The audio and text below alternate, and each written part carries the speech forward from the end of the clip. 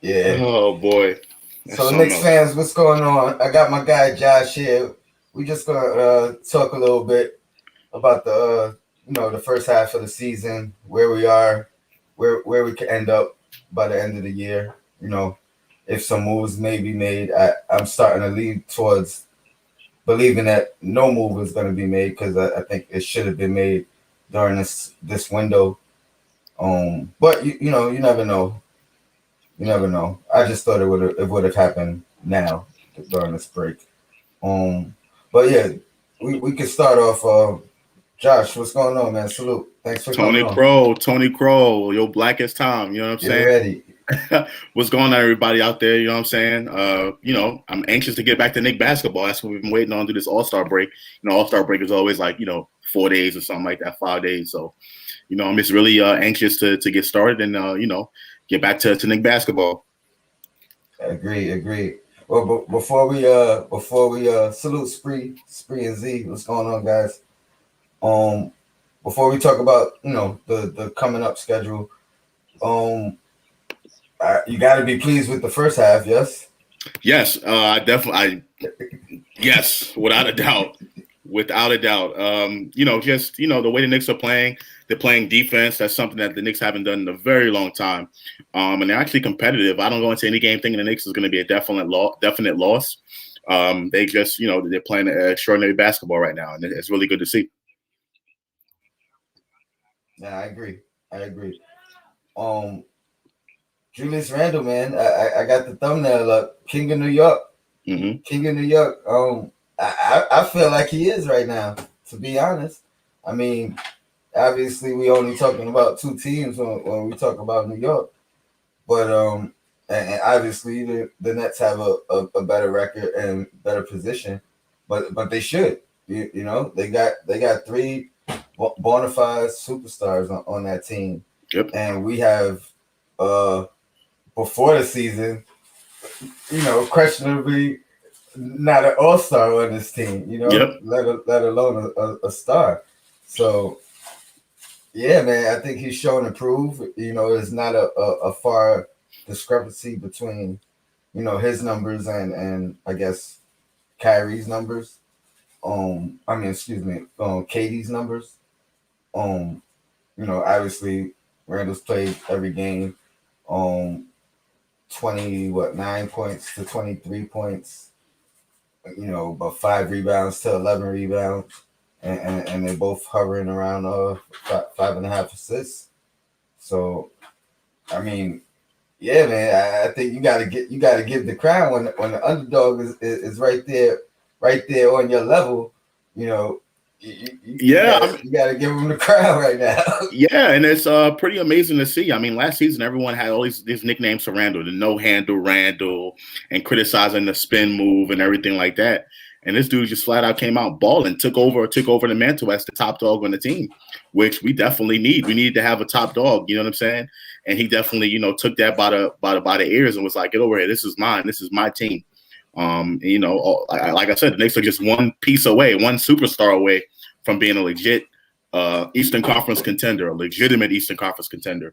Primarily, it's because of the way Julius Randle's playing. So, gotta give him his props. Yeah, yeah. So I mean, my plan was to kind of do a mid season award show.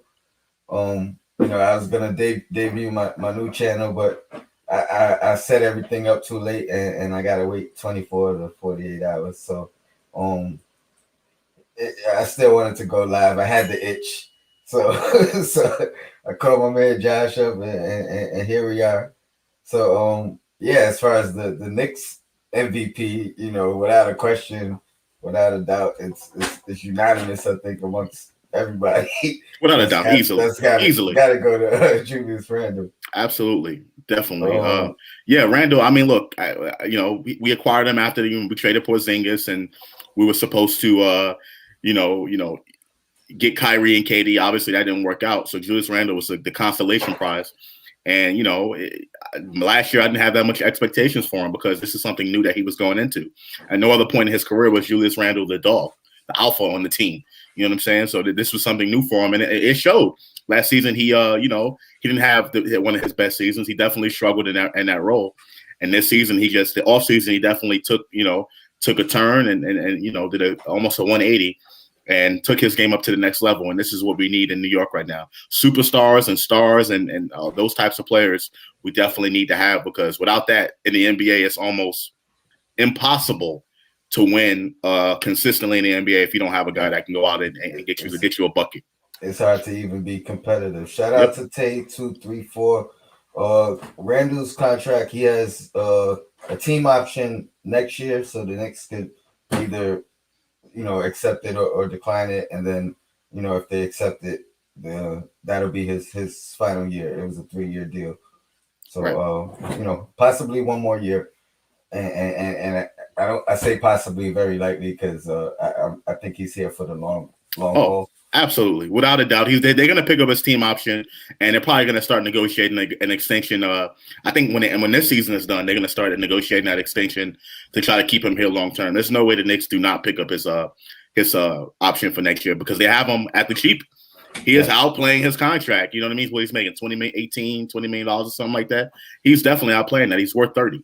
So and just to bounce around a little bit, I think it behooves the Knicks to make whatever moves they're gonna make to improve the team between now and next offseason, where his money, or even the following offseason, as long as they sign him last, they can go up over the cap and use their available money before they go ahead and spend the money on him. So James Dolan got it. He got it in his pocket. He can spend that that's not an issue for James Dolan. He's done it before on worse teams. Tay wants to know how much is too much to pay. I'm assuming he's referring to Randle. Yeah, I mean, look, Randle's worth 30. You know what I mean? I'm willing to give Julius Randle $30 million. When you start creeping up to that 35, $40 million, that at that point, that's when I think that's the super max. I think he can't even get that. So yeah, I think $30 million is more than fair for Julius Randle. He's definitely worth that, the way he's playing this season. And he has to continue that.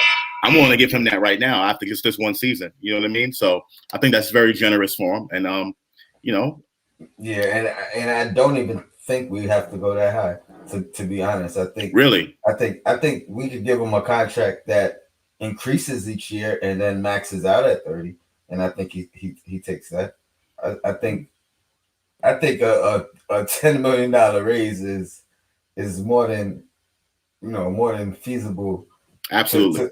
To start off with, and then let it creep up to 30 by the end on another 3-year maybe. Yeah, I think that's acceptable. And most contracts are now going for 3 years. Like these players are not signing these long-term, 5-year contracts. You don't see that anymore. You really see these 3-year, because players want flexibility. They want the ability to opt out or to leave and go join the next super team that's out there, whatever the case may be. You know what I mean? Players have a little bit more leverage when it comes to contracts. So definitely, if we are going to sign them, it will be around a 3-year. 3 in a pop, or 3 in a 1-year option type deals, or 2 in a 1-year option type deal. You know what I'm saying? So definitely agree with you on that. Yeah, I agree. So I wanted to do most improved player, and this is probably where I had the most conflict with. I thought it was a number of different ways that I could go. I think the easy and the obvious cheat would say Randle again. So I being we giving him the MVP, I didn't really want to go with Randle as most improved. So this was a tough one. I felt like I still could have went a number of different ways. I had an argument for RJ Barrett. I had an argument for Mitchell Robinson, even though his numbers may not necessarily reflect it. But I still had an argument for him, and I had one more guy. Who was it? Elf. I didn't have Elf on there. I think it was Frank, but I kind of threw that out the window just because of the games played. Yep, hasn't played that much. You know what I mean? But right, he if he did that for 10 more games, you know, he would have been right in there for me. Right. So yeah, let's throw Elf in there and say Elf, Mitch, and RJ. And if you want to throw another guy in there, by all means, go ahead. And then we'll figure out who do we think was most improved out of those 3 or 4 guys. It's probably just them 3. Right. Yeah. Yeah. Those will be the guys that were on the team last year. I mean, you can look at Bullock, but no, it's not going to be Bullock. It's not going to be. Yeah. So yeah. I think those you hit it right. You know, it's probably going to have to be one of those guys. Let me just start off by saying Julius Randle, I think, is in the running for most improved player in the NBA, in the entire NBA. Him, along with, you can say, Jordan Clarkson, you know, people like that for most improved player. But I think Julius Randle, he's not. Grant. Yeah, Jerry and Grant. But he did have an outstanding bubble last year, so I think that might take some points away from him, you know, from winning that award. I think Julius Randle is the favorite for me in the entire NBA. But outside of Randle, the person that I say is the most improved, and this is very controversial, because, you know, Knicks fans, you know, they all look at me as being the controversial one. I'm going to say it's Mitchell Robinson. I think Mitchell Robinson has shown the most improvement under Tom Thibodeau from last year moving into this season, and I'll give you my reasons why. First off, and I'm going to do it by subtraction, okay? So Frank Ntilikina, he hasn't played that much games. He's shown some glimpses, but even early on in the season, quickly came and took his minutes away, took DSJ's minutes away. So he really didn't improve that much. You know what I mean? He started some games last season. I think it was 20-something games for last season. Mm-hmm. This season, he hasn't started any, or he started one, which was the game that Rose was out. So Frank Ntilikina is not on that list. Now let's get to the nitty gritty. RJ Barrett. And RJ Barrett has made tremendous strides since the beginning of the season. Tremendous. Definitely becoming more efficient, knocking down the three-point shot. He's becoming more reliable. The Knicks actually went to him a couple, once or twice at the end of the game to close the game out, and that's something I definitely love to see. And I believe the game against, I forget what team the Knicks, you know, it was against, but the game where he had the 2 missed free throws at the end, was it Indiana? Yeah, it was Indiana, and he was really clutch down the stretch of that game, and I was like, this is what I want to see from RJ. But the reason why I'm not saying it's RJ Barrett is because he's inconsistent. When the season first started, he wasn't doing any of those things. He was very inefficient from the field, and he started to lose a little bit of confidence on the floor. You can just see it. And he has these games sometimes where he just goes invisible, and it's just Randle, the only person on the team that's scoring. If it's not Randle, it's probably Elfrid Payton or someone else like that, like that's giving us those points when we need it, and RJ Barrett is just nowhere to be found. And I always felt that if you're the second best player on the team, you got to be able to show up. I don't care if you're 20 years old. I don't care if you're 40. You know what I'm saying? You know, that's the reason why I don't give this to RJ Barrett. Obviously, we still have a full season to get him, see him become more consistent and like do it night in and night out. You know, be that guy the Knicks can rely on, not just with the rebounding, but the Knicks need him to score. The Knicks definitely need him to score. And I don't care about, I mean, I think rebounding is important and his ability to play make is important. But the Knicks need another guy outside of Randle to score the ball to you know, to close the game out. So again, I'm not going to go with RJ Barrett. Now here's the reason why I'm going for Mitchell Robinson. Last season, the biggest match I had on Mitchell Robinson, people were calling him the defensive, you know, the anchor in the paint and everything like that. But how can you be the anchor in the paint if you get fouled out every game, or if you get to 5 fouls and the coach has to 6 you and put Randle at the 5? You know what I mean? To play you just because you can't stay out of foul trouble. Yeah, Mitchell had his blocks and, you know, he was contesting shots and all of that. But at the end of the day, if you can't stay in the game, then, you know, how can the team benefit from you, you know, from you sitting on the bench? Coming into this season, I think the first 10 or 11 games, Mitchell Robinson didn't even get to 5 fouls. He hasn't fouled out all year. And he hasn't fouled out all year. To me, for a defensive team, a team that's built on defense, that is the most important thing for this team. And I think it's Mitchell Robinson. Also, Julius Randle doesn't even have to play the 5. He can do his thing at the 4. You know what I mean? Mitchell Robinson has just grown so much from last season to this season. Now, people might argue that what is he doing on offense? Like what is his offensive production? He's still a big time lob threat, but we haven't seen that jump shot. To me, Mitch Robinson doesn't need to work on that jump shot. Mitch Robinson needs to continue to get more sound defensively, continue what he's doing on the defensive side, on the side of the ball, and everything on offense will come. People were rooting for him to shoot that 20-foot jump shot or whatever. To me, honestly, he doesn't even need that. Just continue to be that that guy on the defensive end. So for me, that's what I'm going with. I'm going with Mitch as the most improved player on this team from last year. I'm right there with you. Real quick, C-Mac, Randle cannot be king of New York if he doesn't show out in the playoffs. If we make it, Kings excel in crucial moments in history. I agree. Absolutely. He's right. My only retort is this is the mid-season awards. You know what I mean? So well, we're only talking about so far, and so far I feel like he's the king of New York. I do have to ask a question though. Let's say God forbid the Knicks don't even make the playoffs. Then what are we talking about? You know what I mean? The team somehow doesn't. The supporting cast doesn't show up. You know what I mean? The Knicks don't make the playoffs. So are you going to take that away from Randle? What about when the Knicks get to the playoffs and say they get swept in the first round and Randle's the leading guy on the team? Does that you get points taken away from Randle for that? You know what I mean? So people really have to, I hate the blaming, the lone star on the team that is on a bad team and that star gets all the blame for when the team doesn't do well. To me, that's just I never was a big fan of people blaming the lone star on the team for a team not doing well. You know what I mean? That has to go back to the front office and the coaching staff for not putting an adequate roster on the floor. You know what I mean? So I agree. Chap salute. Frank Matos salute. He says the Spurs and LaMarcus Aldridge have mutually decided to part ways. That's interesting. Really? Wow. I mean, there's obviously going to be suitors for him. I don't know if he would be on our radar or us on his, but interesting, very interesting. He makes a lot of money, and I don't think the Knicks are going to spend that money on him. They'd rather get younger. I like Aldridge. Wasn't he in the final year of his contract? I believe he was. He was. If they part in ways, I'm assuming that's a buyout.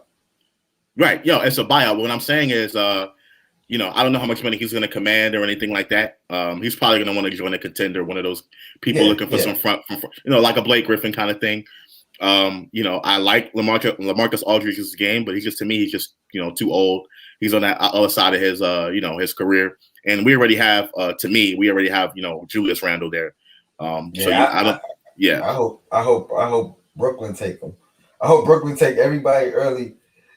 So when the Drummond thing go down, I hope we can snatch him up because they they already snatched up everybody. I'm looking at LA. I'm looking at both LA teams, the Lakers and the Clippers, for some front court depth because they definitely gonna need it. The Lakers especially because they're not doing anything without AD. And I hate to say that again. I hate to bet against LeBron because LeBron has proven us wrong time and time and again. But the Lakers are gonna need another body up there to replace AD. 100%. 100%. Yeah, I mean, honestly, I don't even think there's a replacement.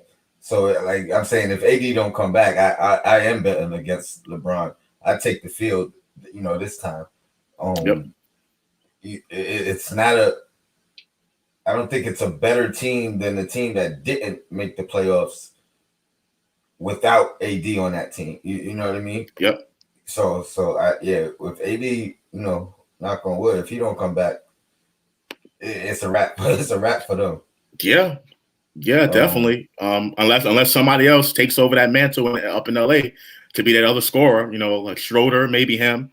But he hasn't ever done it on that type of level before. He's been a really good player. What's his ceiling? Especially at this age, what's his ceiling? A couple years from now, maybe. But I don't know if he's ready at this particular. I tell you this though. Let me tell you this. If LeBron, without AD, let's say AD is gone for the rest of the season, and I hope not. Knock on wood. You know what I mean? I hope AD is back. If LeBron gets the Lakers to the finals, without him, yeah, he's in the GOAT category. He put another notch on his belt. Oh yeah, you have to. You know what I'm saying? So definitely, I think that would be good for the Lakers to pick up some front court depth, but just some perspective on LeBron. Kevin Salute, man. He says, it says trade talks, not buy. Oh, okay. Okay. Well, I stand corrected.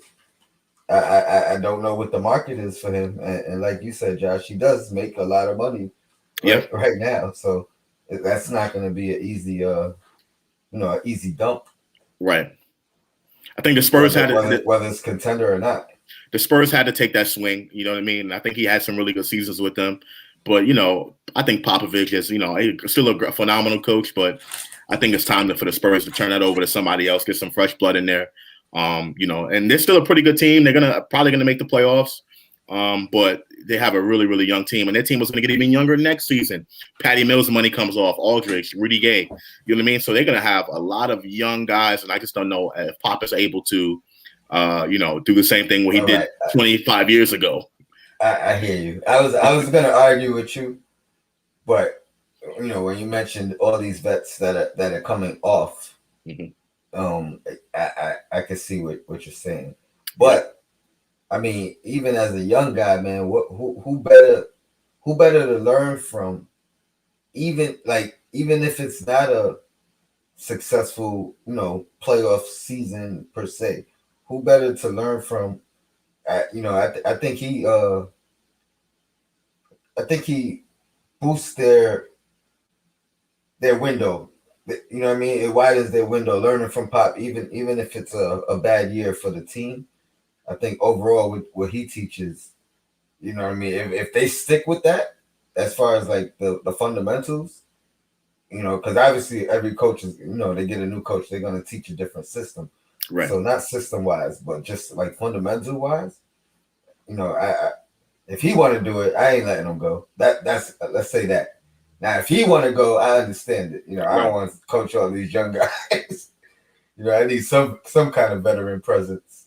Right. I absolutely agree. So, I mean, we'll see what the Spurs are going to do in the offseason. I think, the team is still in a really good spot. They have still a really good organization. Whether Pop's there or whether Pop's not there, they have the reputation around the league that, they're one of the best of the best. You know what I'm saying? And they play just a beautiful style of basketball. So I don't know what player would not want to go there. Maybe because of San Antonio, but San Antonio is a fun town. I love San Antonio. I'm just throw that out there. But real quick, I want to get your input on what are your thoughts on bringing Kyle Quinn in or back, and then I'm gonna reflect on the most improved real quick, and then we'll get to Frank's statement. Kyle Quinn, I think he's just a piece to add. He gets some front court depth. I don't really see him doing any major contributions.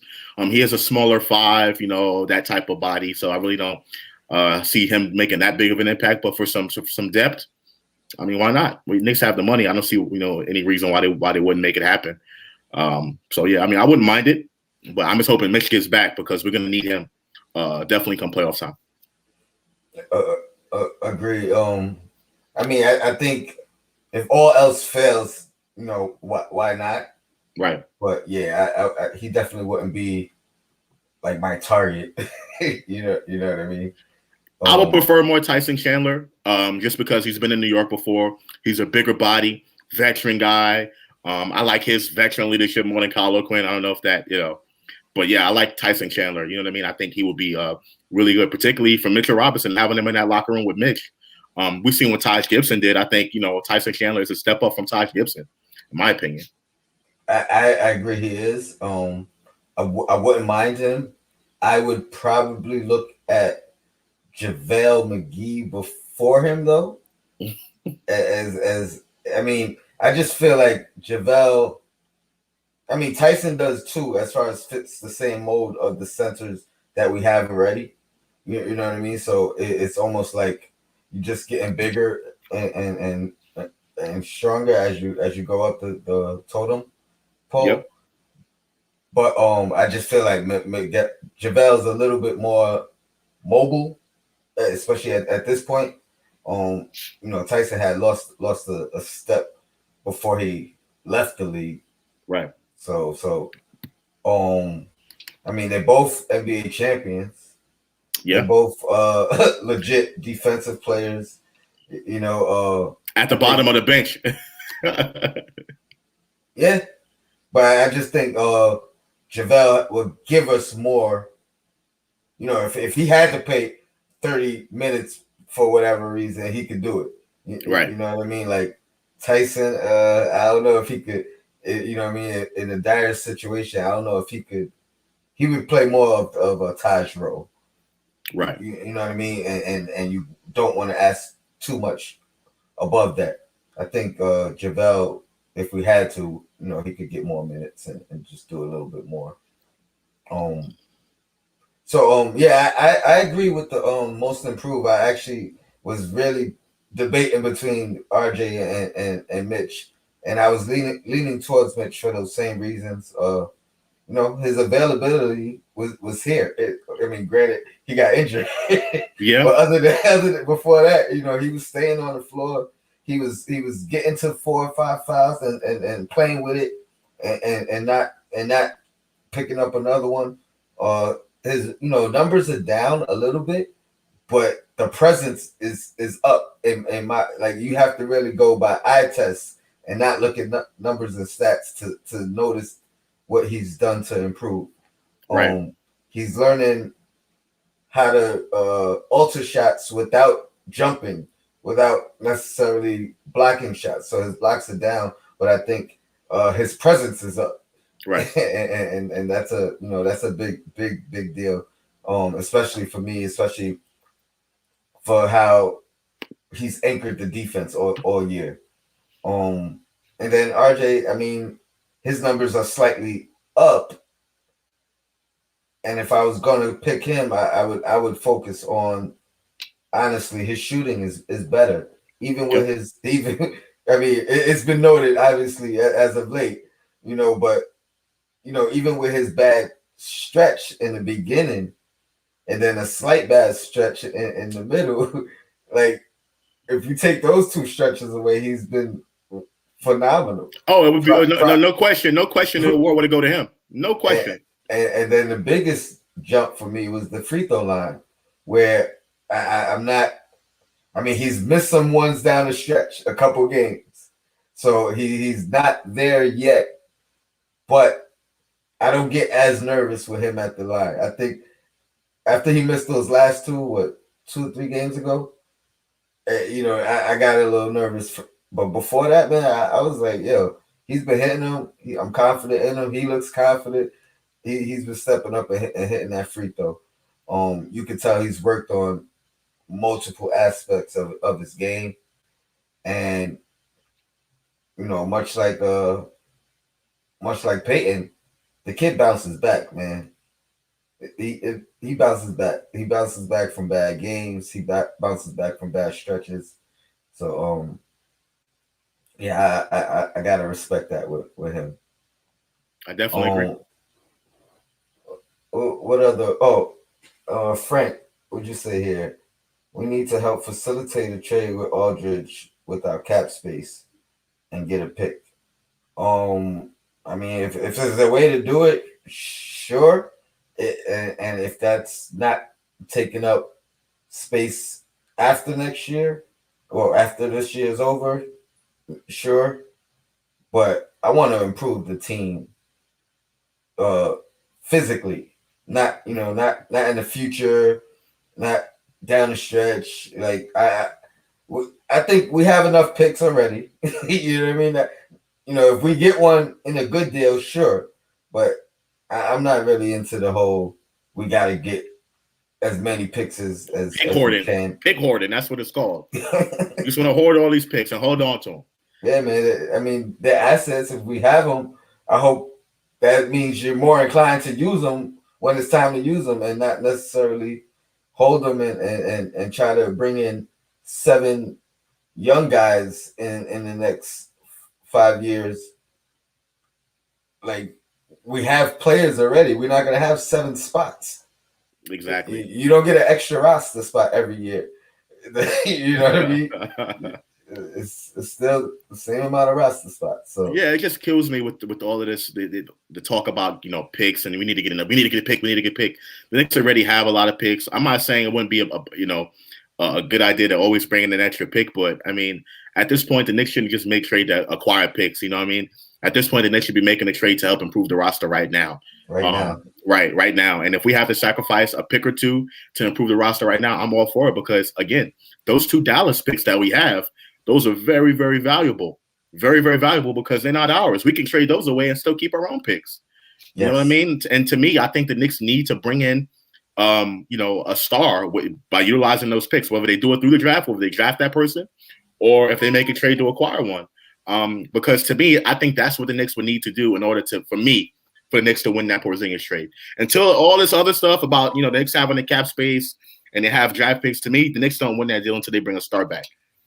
Because at this point, we just have the money and we have picks that haven't turned into anything yet. You know what I'm saying? So I want the Knicks to use that pick and that money wisely and bring in someone that's going to be here for the long haul, a star. Now, when you say star, do you think it has to be a already made established star, or can it be? All right, 2 questions. Okay. Do you think Julius can be the number 1 option? I think in order for this team to win a championship, my answer is going to be no, because it's a guard and wing league. I think that person is going to be a guard or a wing to be that number 1 guy, and Julius is going to be that 1A or number 2 or whatever you want to call it, because of the way the league is set up. If the guy we bring in is a 1 or a 2, but equivalent to Randle, yeah, that's fine. I'm all for that. Okay. Yep. And then my original question. So you don't feel this guy has to be a star already. He can develop into that. Yep. He can come in and be what Randle was last year, hopefully with less scrutiny and yeah. and not as poorly received. Right. Because you got whomever it is, especially a guy who hasn't really proven himself yet. You got to give him time. You can't just expect him to come in and be the guy. You know what I mean? And this is why, shout out to Sin. We were talking last year or 2 years ago, and we both mentioned Julius Randle, and we both mentioned the guy on Memphis that was on the Nets, the point guard. Oh, you're talking about yeah. Lost me. He gets jumped out. From the Lakers. Oh wow. My God. So why? D'Lo. There we go. Yeah, D'Angelo Russell. Yeah. Yeah. Because again, he was a Minnesota. You said Memphis. You said Minnesota. Did I say Memphis? Yeah. Minnesota. Yeah. But yeah, he was a guy that was constantly improving every year after year after year. Mm-hmm. And that's what I was looking for. And then he kind of had the breakout year with the Nets. Not so much sense, but the talent is still there, the ability is still there. And I'm not saying that's who I want at this point, but at that time, I felt like both these guys could grow together and peak to get together. Is it so? Who's on your list right now? If we could go for somebody, let's exclude Bradley Beal because he's a. You already know I was going there. I was going right there. I mean, he's already made, even though he hasn't. He kind of. My argument is, superstars are made in the playoffs and blah blah blah. He hasn't done that yet. I don't know. Has he been to the playoffs? I don't. He has. He's been to the playoffs. Okay. Wizards had a couple playoff appearances with him. Okay. So maybe he doesn't break my argument, even though he was younger then. But besides a Bradley Beal, somebody who's up and coming. Obviously, Levine would be on your list. Yes. Yes. Let me give you my guy, because ever since I wish I could credit the guy who brought it up. It's actually been 2 people on 2 different podcasts that's brought it up. But what are your thoughts on Harrison Barnes? Because Harrison Barnes ain't there. He's not star worthy. But I feel like, as far as a glue guy, he'd be a tremendous addition to the team. Yeah, that's what I'm saying. Oh yeah, without a doubt, That's he'll what be a I'm saying. tremendous addition to And the like team. we But probably still would need another piece. yeah, But I think Harrison Barnes ain't that. He ain't that dude. That's not. You know what I mean? He's a good, good dude. He's gonna come in, knock some shots down, play some really good defense. You know what I mean? But he's not gonna be that guy you get the ball to at the end of the game and say, "Yo, we need a bucket. Give me a bucket." That's not Harrison Barnes. okay. I actually feel like RJ Barrett might develop into that guy rather than Harrison Barnes. You know what I'm saying? Okay. I can see that. I think he's a perfect fit right now. Like I think At the three? yeah. And it Oh can yeah. he can fit anywhere. He can start, he can come off the bench. I think he's like the perfect addition right now. Obviously we'll be eating some of the salary cap we have into the future, but he's a declining contract. So it's like 22 and going down, ends at 18. Man, I wish there was a way that we could know or just knew that this guy was on the radar, because I think his addition right now, I think he's a better fit than, and I like Burke, but I think take Burks out of here, get him in there. Now you got defense and offense, and I still think he's a guy that can surprise you. Like he's not going to be the guy, but he could drop a 30 piece on in the playoffs. You know what I mean? Yeah, but I mean, you can't depend on that. You can't depend on a possible. You know what I mean? Not in the playoffs. Not when you got Randle in his prime.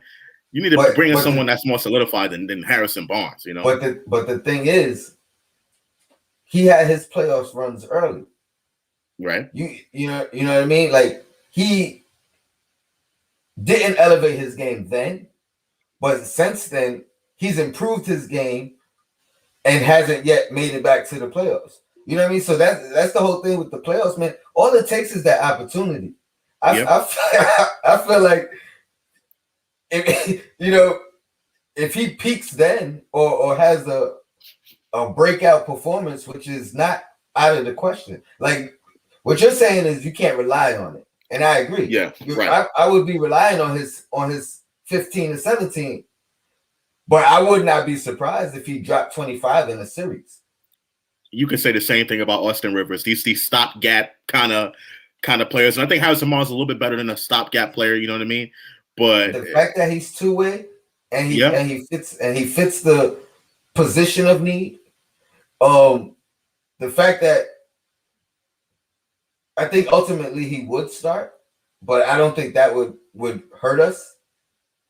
You know what I mean? I don't know. I just don't.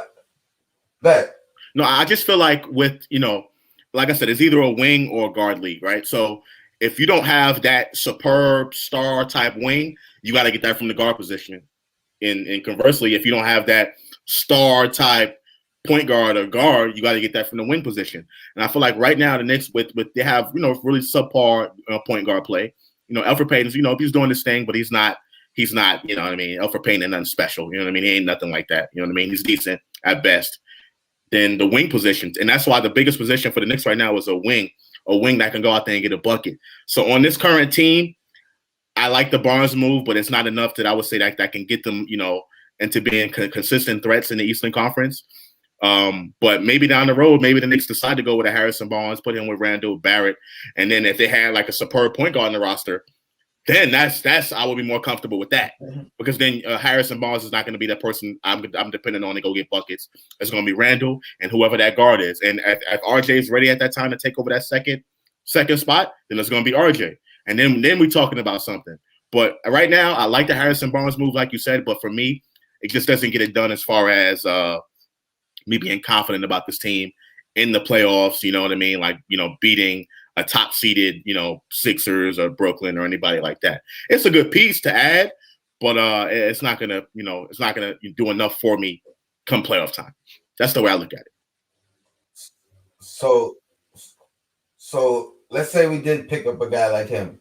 What point guard do you think we would need that fits that type of?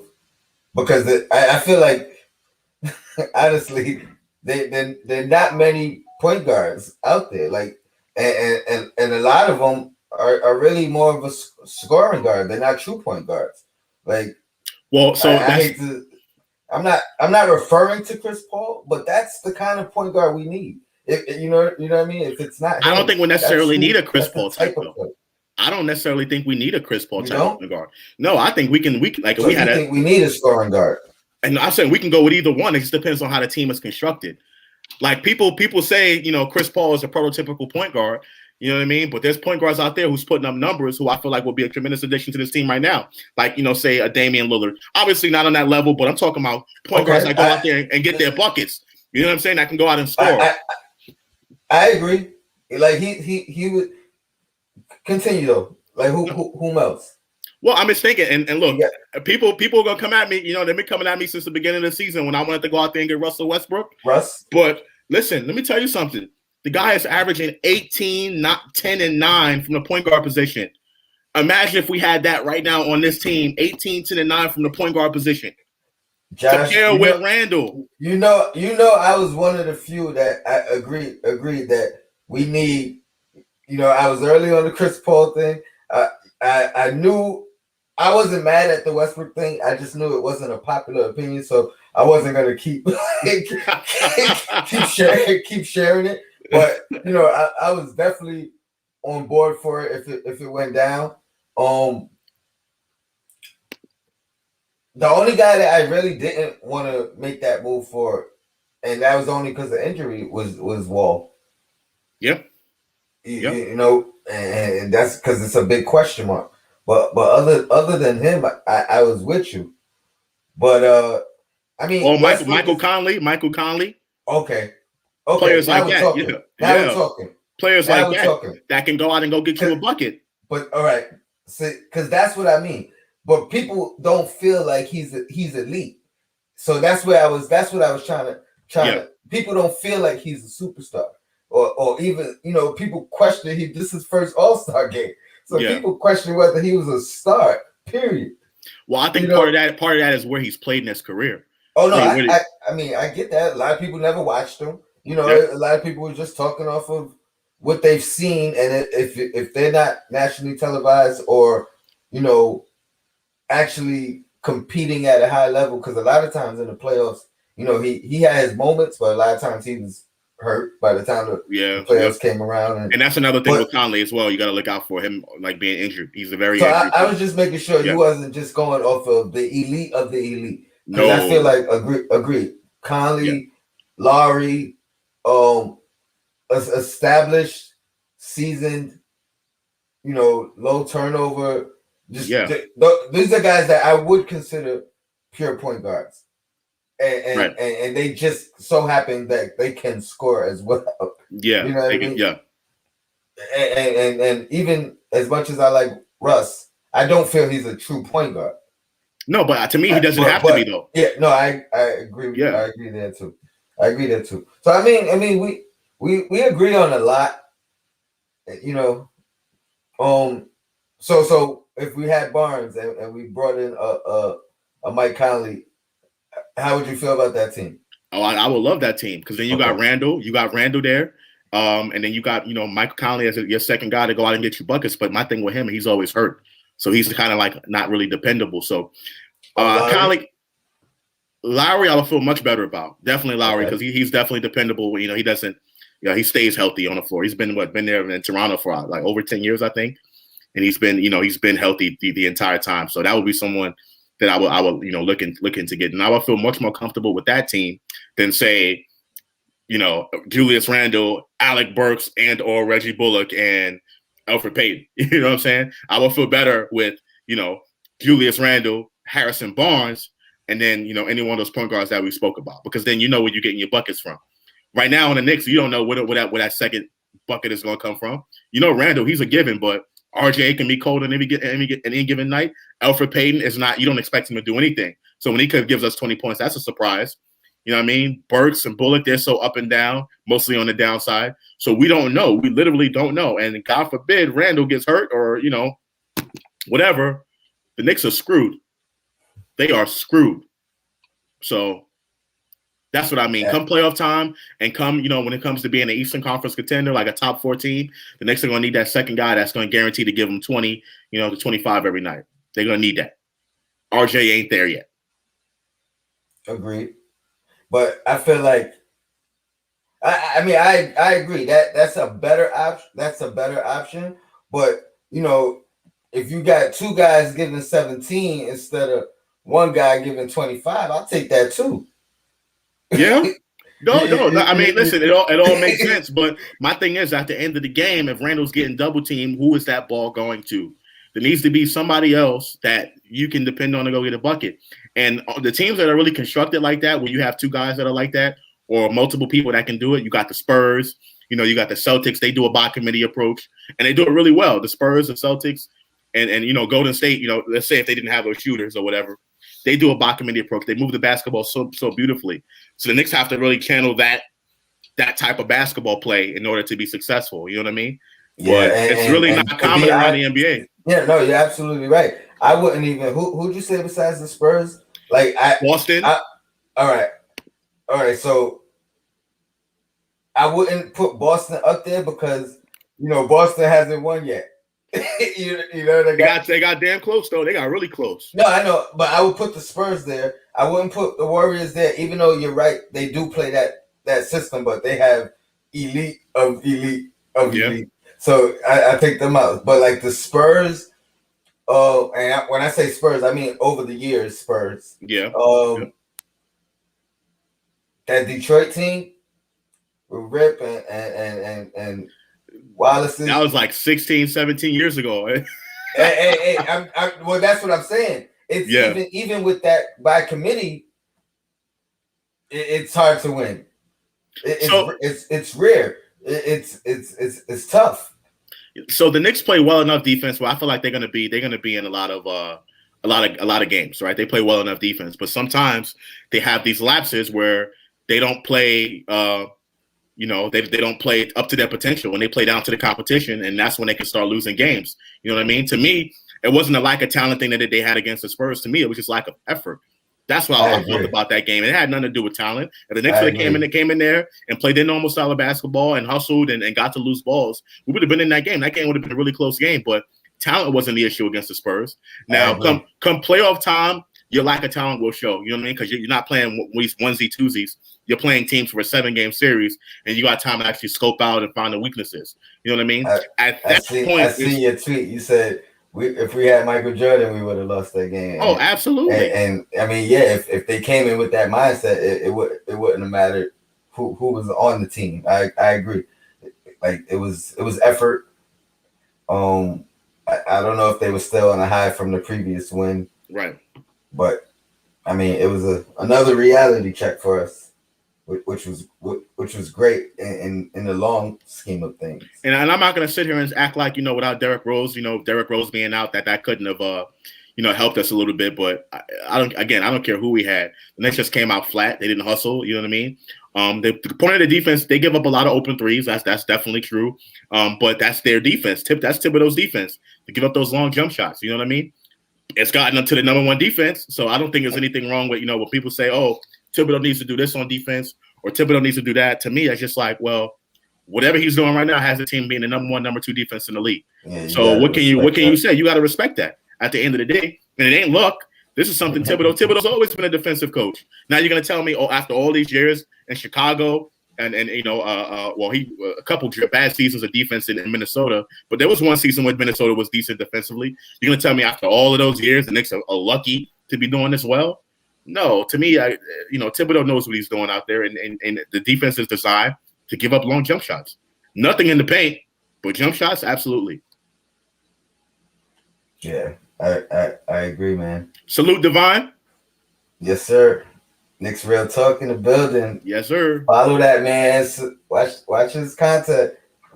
Yes, sir. I don't know if you're going back in the mornings, for the day of the games or not, but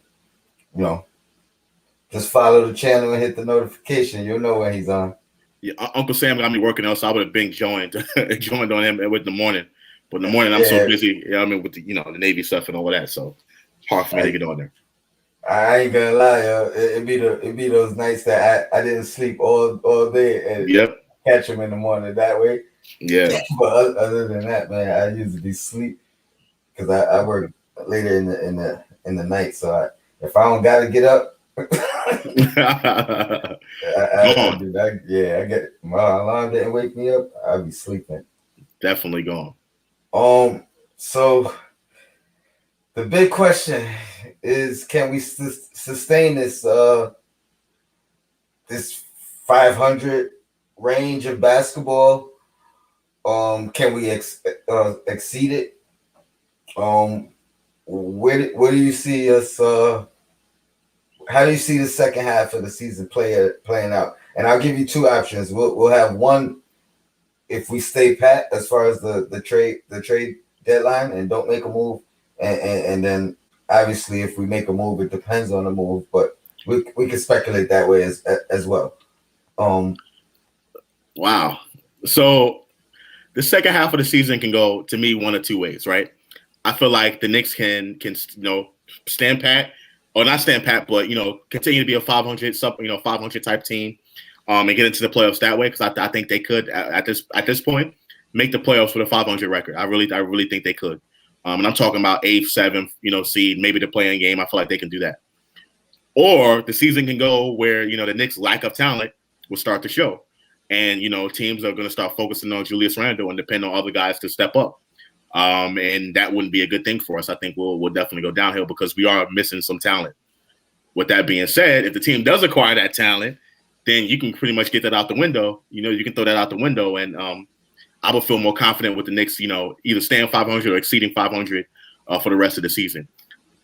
I think without a doubt the Knicks are going to make the playoffs. I just like the way they play defense. I like the way they play. They play team basketball, and they are going to win a lot of games because of their defense. And I feel like that alone has them in a conversation for the playoffs for me. The question just depends on where in the standings will they fall. I don't think they're going to be top four. I think them being top four for that a couple days or whatever it was just an admiration because, the way the team was playing and Randall and everything like that. But the Eastern Conference is too competitive, and I just, think if we don't make a move, other teams will. And, there's teams that are on the cusp of just being right there. So, I don't think the Knicks are going to be a top four team, but I definitely see them around between 6 and 10. I really see them within that range, as the season winds down. And it's simply going to be because of lack of talent. The Knicks had another guy to go out there and get a bucket, Bradley Beal, Levine, people like that. I think the Knicks will be a top 14 easily in the Eastern Conference right now. I definitely agree. Yeah, I definitely agree with that. Salute, Real King. Yes, sir. Thanks for checking in. Appreciate you. I just want to retort a little bit. Because you mentioned, teams focusing in on Julius, but I feel like they already have been. He made that adjustment already. They were focusing on him last year, which he wasn't necessarily used to. Right. So I kind of feel like, what are they gonna do now? You say triple team him? like he's already opened up his mind to the point where he's looking for the double team. He's prepared for the double team. He knows where his teammates are. And I mean, a lot of that, yes, is Tibbs with the preparation. He always, it's like a broken record. Is this Tibbs has us prepared. Tibbs has us prepared. Right. Every single game, it's about the preparation. But that's not gonna leave. So I know. I mean, I think more so. People can argue we've had a small injury issue. We haven't got hit with many COVID protocol issues. A lot of the teams that we have faced have had those issues. But to be honest, I feel like we dropped the ball a lot of those times. We lost a lot of those games that, not only should we have won, but they were, the opponents had missing star players, 3 starters, and we lost a few of those games like that. So I think if we just continue to win the games that we should win, as far as the teams that we should beat, and then take advantage of every opportunity with those above 500 teams, those elite teams, those playoff teams. I think even if we don't make a move, I feel like we're right. We're still a 500 team. I think if we make a move, like you said, I don't even think it has to be a Beal or Levine. Honestly, like I really believe a guy like Barnes could do it because it solidifies our bench. A two-way, you know what I mean? A two-way guy, 15 to 17. It don't sound like a lot, you know. It don't sound like a superstar, but 15 to 17 consistently and defense, like because Burks can give us. I mean, he had, you know, we had that talk early in the year. He could give us that 15. You know what I mean? He's not consistent. I mean, I think by the end of the year, it could end up still being 15. 15. Think so? You know what I mean? Which ends up being consistent. You know what I mean? Like, but what you're saying is that instead of 15 every night, it might be 8 and then 23. Yeah, might, you know what I mean? Stuff like that. So, and to me, yeah, down the stretch, you're gonna need, you know, your big guys to come out and step up. And the Knicks, outside of Randle, hopefully it's RJ. The Knicks at least need RJ to be consistent with what he's doing right now. I mean, that 17, 18 points per game, you know, shooting efficient like that. They at least need him to do that. You know what I mean? But if he can just step that up just a little bit more, give us about 20, you know what I mean, and be spot on from 3-point range, I think that's going to be a good sign for us to get up there in the playoff race. We're going to need that. Right now, I'm not depending on RJ to do that right now. I know he's been doing it, but I don't see RJ Barrett being consistent with that the entire season. I even think a guy like JJ Redick could come in and solidify our team. You know, play and it could be spot minutes, not necessarily situational, but it could be situational in the sense that instead of letting Quickly have a 1 for 13 game, let that be the game he sits down. You know, you're not feeling it today, young fella. you know what I mean? And even though I love Quickly, he's been great all year.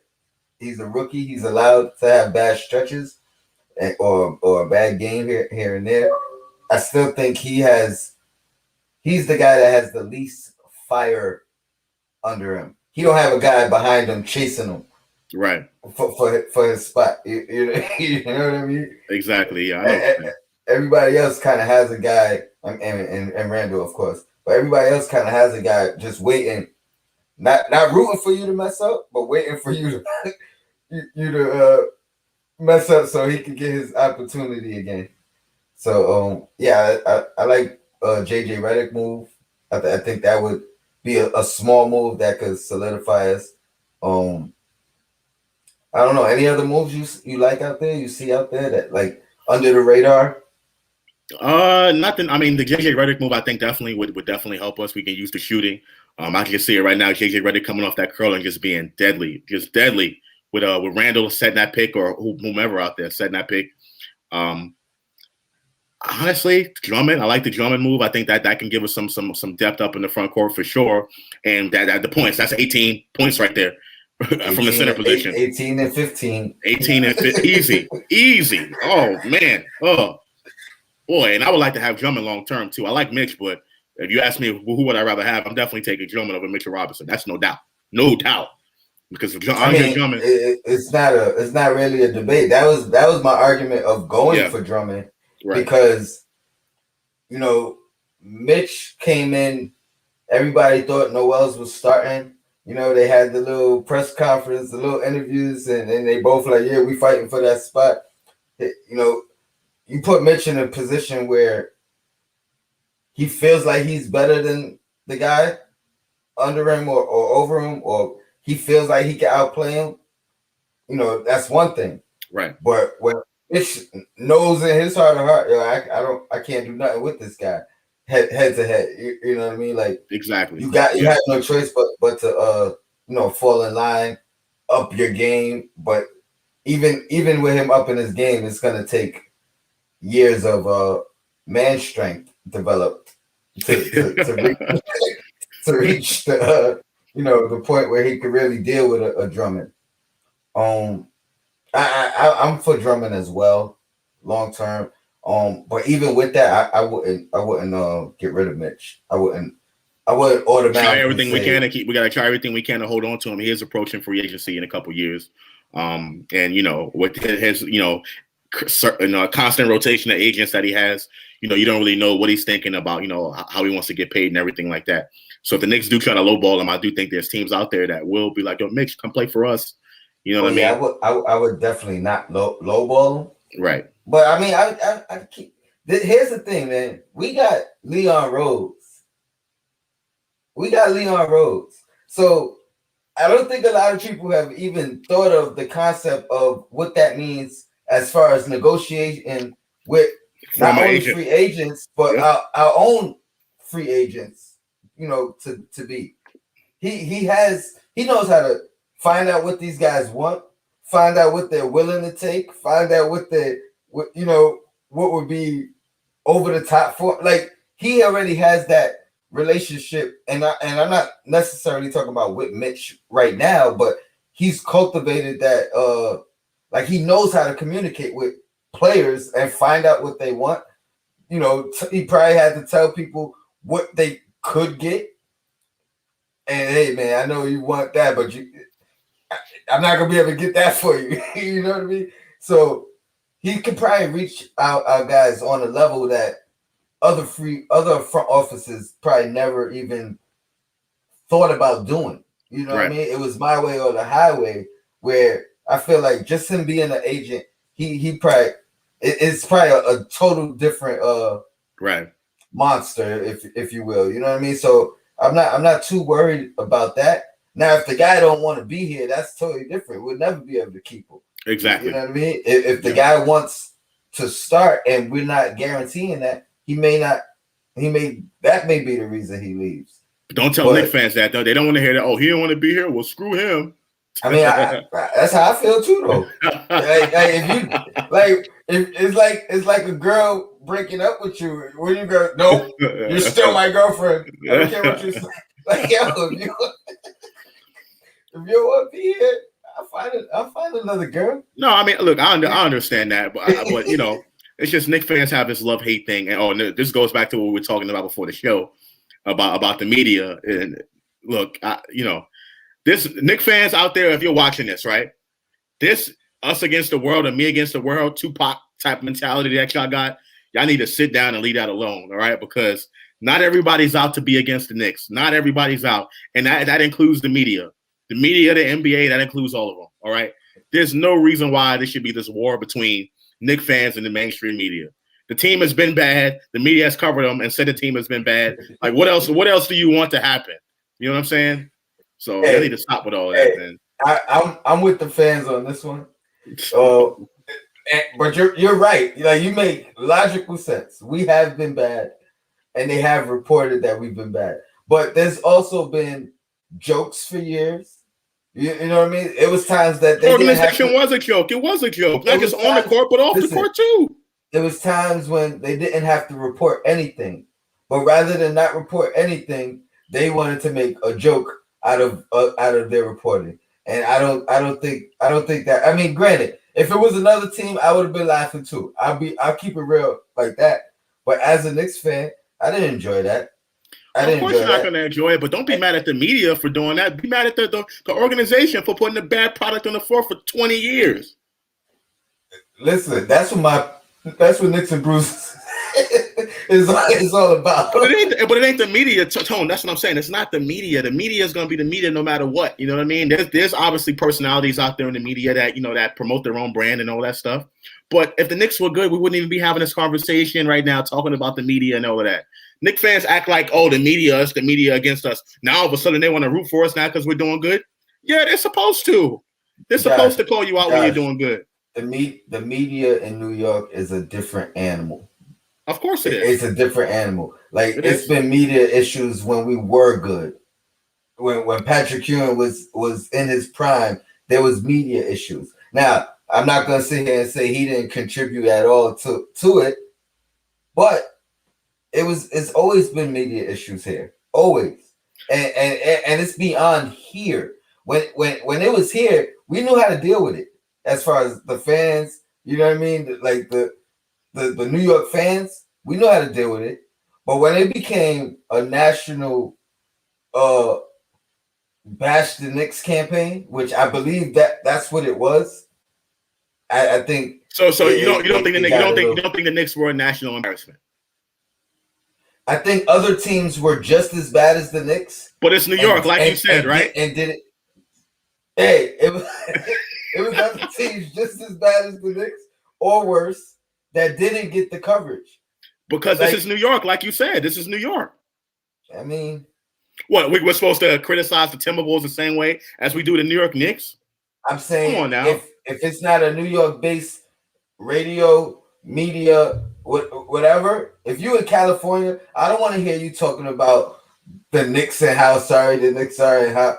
Like, talk about your Lakers. Follow your Laker team. I can take it from the New York media, New York radio, New York, you know what I mean, guys. But even the whole Max thing, man. Like, you're not welcome back after. You know what I mean? Like, because he to me, you're not a real fan. At least Stephen A. As much as he's talked bad, he's always stuck with the team. He's always said, "I'm still a fan. It hurts. It's hard." Like, I can accept that guy. So this is how I feel. And I'm not going to try to defend Max Kellerman or Stephen A. or any one individual reporter, right? But I always felt like, Max is trolling. Him and Stephen A. have to disagree. You know what I'm saying? They have to. That's what sells and everything like that. And it's not just about the Knicks. They do it about almost everything.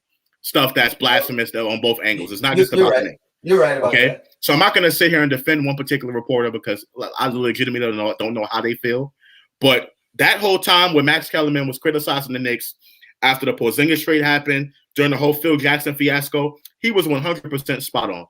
100% spot on. The Knicks were an embarrassment, a complete embarrassment. The way that the team treated Melo, you know what I mean? Even the Spike Lee stuff and the Charles Oakley stuff, like, to me, that's on the organization. It's not on the media. The media just covered that stuff. And it was the Knicks, again, who time and time again will just make dumb decisions. Every decision they've made has been terrible. Every decision. Drafting, who you hire on the front office, who you hire on the coaching staff, other executives and stuff, outside of basketball operations. The whole, Black Lives Matter thing when that was going off, the statement or lack thereof of James Dolan. Like, they just constantly found themselves in a position where it had to be bad press. Because there could be anything good from it. Let me ask you this. Do you think, and this is touch and touchy. Okay. So I'm gonna say prior to the whole George Floyd MSG lack of statement. The statement, yeah. And statement. Prior to that, do you think, would you agree that at least James Dolan was under fire more than he deserved? He deserved to be under fire. Absolutely, he deserved to be under fire. As much as he was? Yes. Even with being compared to Clippers ownership and no, that's different. See, that's different. Because that's what people were taking it. No, but my thing is, in sports, really? It was a totality. And yes, James Dolan is the worst owner in sports. Absolutely. He is. And it's not, but Tone, my thing is, it's not just because of that statement. It's because of a totality of things. The team has been bad on the court. There's no denying that. They've been bad. The worst team in the last 20 years, right? And you play in the New York market, and you own, MSG. You don't pay any taxes. You've been tax-free for 35 years. And on top of that, you're very insensitive when it comes to issues like this. And you had a sexual assault case where a black female executive was, whatever. Well, that wasn't him. But my thing is, he is in charge of the whole thing. He oversees the entire operation, Tone. In any business, when anything happens amongst the ranks, it's up to the CEO or the guy in charge. he's the one that's going to take the heat for it. You know what I mean? And then not only that, and then you got the Spike Lee incident, the Charles Oakley incident, the Knicks and Bruises. This is the name of the channel. This is the name of the channel, Toad. It's everything, bro. It's not just that one particular incident where you can be like, well, he did this. It's that everything he does. And then he goes on a radio show after that's where I have the problem. Because it's not everything. No one highlights the good things that he's done. Nobody highlights that. Okay, all. That's true. That's true. He does have a good reputation with hiring black people, black executives, Steve Mills and everybody like that. He definitely has that reputation. He's very generous with his money. I get all of that. What I'm saying is, even though it's a totality of everything, all that stuff goes out the window if the Knicks win games. 100%. All that goes out the window. 100%. And that's where I was gonna lead to. It's the losing on top of that other stuff. Yes. Because had we been winning, none of that stuff would even matter. None of it would even matter. The Lakers had this thing where like something with they were getting a lot of the money from the COVID business, whatever. They were getting extra money from the government, on because of COVID or whatever the case may be. No one's talking about that. You know why? Lakers won a championship and they compete every single season. So no one cares about that. No one ever cares about this. And Kevin, I know Kevin is, we're gonna disagree right now. But he says the media enjoys making fun of the Knicks. The other teams are bad too. We're just a big city and a big target. Yeah, it's just New York. We used to do that. The fan base used to do that. We used to be more critical of our team. Now you got people getting kicked out of Madison Square Garden for yelling "sell the team." Are you kidding me? In New York, bro. Okay, as an owner, right? He had a guy send him a letter saying the guy was disappointed in the team. You know what I mean? The team hasn't done anything since, Dolan took over the team. And the guys basically said sell the team because, Knicks fans deserve better. He returns an email. This dude's a billionaire, $10 billion.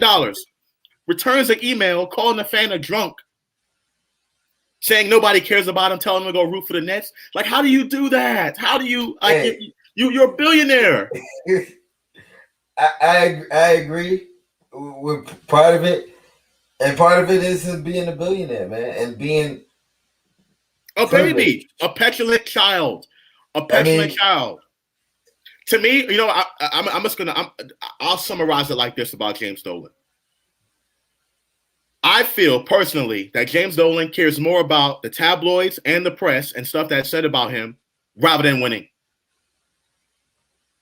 He cares more about that. When you say care, like meaning like it affects him, not cares like yes. he's looking for it. Yes. It affects him more than the team losing, to me. Because every single incident, when you think about James Dolan, right? And this is where the basketball stuff gets thrown out, right? Because, the team's bad. We know that, right? Banning the Daily News. The stuff with Spike Lee going in the back and forth PR battle with Spike Lee after the whole incident went down. It should have never went down like that in the first place. But even if it did, you make it go away quietly. You don't feed the flames. You're 100% right. He's thin-skinned, and he doesn't know how to handle those type of calling fans drunk. A lot of privileged people don't know how to deal with any type of direct confrontation. Like they don't know what to do. Yep. You know what I mean? Like it's almost 90% of the times a bad decision made after some type of confrontation when people aren't used to it and never had to deal with it directly. They always had some way to get around it, or somebody else deal with it, or maybe pay for it to go away. Yeah, but you're a billionaire. You hire PR people for a reason. You hire them to handle that. You hire a PR staff or a president of public relations or you hire that person to do that job. You stay the hell out of it. That's what you pay him the money for. You got the money. Why do you need to get into a Twitter war with Spike Lee or fans or kick fans out the garden for yelling, sell the team? Sell the team. So that's all he was saying. No cursing, nothing like that. Just sell the team. And he's going to call everybody. Did you know James Dolan is a recovering alcoholic? Yes. So now think about this. Put two and two together, right? He's a recovering alcoholic. Been 18 years. Projecting. Yeah, right. And every fan that he has a disagreement with, he calls a drunk. He calls Charles Oakley a drunk. He calls everybody. Like, come on, bro. Like, to me, I think that just doesn't help the situation. If he was more laid back and more quiet and more fiery and been more passionate about this team, I think a lot of that stuff will go away. But he feeds directly into those flames. So for Knicks fans to agree be with mad you at the with media that. and not mad at that, to me, I have a serious problem with that. It's not the media. The team was doing good. Nobody would even care about that. You know what I'm saying? So I agree. But on the flip side, sometimes his name is brought up for no reason at all. like when? The Knicks lost by 20. Sell the team. Like, come on. But like, that's not. But Tone. My thing is that's not a one-time occurrence. The Knicks were losing by 20 a lot during the last 20 years. I'm saying randomly, you'll get that. You'll get that. You know what I mean? Do you think? All right. You believe he doesn't care about winning? You believe that? I believe at some point you have to care about what. If you hear it enough, you definitely gonna want to hear about it and want to do well. But I think he cares about playing his little guitar and being with his band, and I think he cares about public relations and how the media views him and all of that more than he cares about winning. But he's so thin-skinned and so petulant that he doesn't understand that the two are connected. So if the Knicks aren't winning, he's going to get all that backlash. It's going to come back to him because he's the person that put these people in place. That is correct. You're right about that. His perception is like his views and his perception is not on par with reality. He lives a billionaire life. And think about this. And I love Steve Mills. You know what I mean? I love the fact that, James Dolan hires black people, gives black people and minorities the opportunity to, to be in high positions or whatever the case may be. Right? Steve Mills is not a basketball guy. Steve Mills is a business guy. Steve Mills has been with Madison Square Garden since 2002. Right? And in one capacity or another, whether it be president of the entire building, president of the Knicks or GM of the Knicks, he's been there. He's been there through all the misery. Why would you hire a guy like that to take over for Phil Jackson? Like, why would you do that? You know what I mean? You hire someone who's proven to be unsuccessful at his job, and then you put him in a position of power for what? Because he's loyal to you? Because he's not going to criticize you? Please. And don't get me started about the Marv Albert thing. That was years ago. That was the first one of many. Marv Albert. Marv Albert was in the Garden when he was 7 years old as a ball boy, back when they were winning championships or early on in the beginning of the team. And you fire that guy because he had the nerve to say, oh, the Knicks weren't doing so good. They weren't doing that well on the floor. To me, I don't know, man. Listen, I want the Knicks to do well as much as anybody, but it ain't the media's fault the Knicks are bad. It ain't the NBA's fault. It's that owner and the way the organization has been ran. So there you have it. I mean, here's my rant. You're right. You're right. But the media didn't help either. You know what I mean? It was a lot of times where things were brought up for no apparent reason. Like, honestly, like, it was times where the Knicks would win a game and the topic wouldn't be about the win. It would be about something totally different. Or they'll talk about, like, even the beginning of this year, they didn't talk about the Knicks winning. They talk about the Bucks losing. Like seriously. That's the stuff that frustrates me with the media. It's like, if it ain't negative, we can't cover it. But again, you mentioned that Bucks game. Like, the Knicks weren't expected to win that game. The Bucks were expected to run away with that game, just like they did last season. So you don't think it's a bigger story nationally for the media to cover the Bucks losing and Knicks winning a meaningless game? Let's see what happens tomorrow, and then let's see what the coverage is like.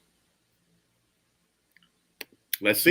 Now the Knicks win again. They gotta cover it. They gotta give us our props, right? 100%. But absolutely. If it's a close game and we lose, it's gonna be about the Bucks. It's not gonna be about the Knicks. I don't know. I think with the Knicks doing well and they're improving, a big win like that, to me, I think that's gonna be a lot more about the Knicks than the Bucks. But we'll see. The Knicks still have a long way to go. I'm glad the team is finally winning. And I know people are gonna say, well, do you give James Dolan credit for what he got going on right now? I'm gonna say yes, but at the same time, I can't just forget about the last 20 years and get rid of 20 years out of my memory.